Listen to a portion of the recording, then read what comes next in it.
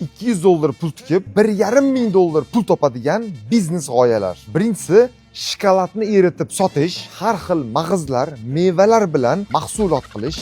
Shunday bir apparat bor. 1,5 million atrofida sotib olasiz. Qolgan mahsulotni olib kelib, akkuratni tayyorlab, upakovka qilib sotasiz.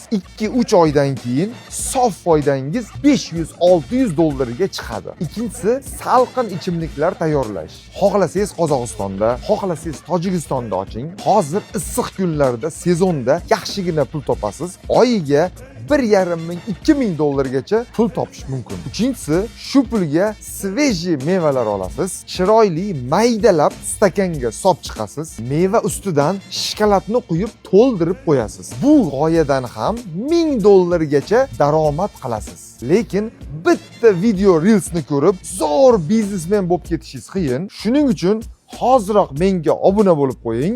Biznes bilimlari bilan qadamma-qadam o'rgatib boraman. Sizlar yaxshi ko'raman.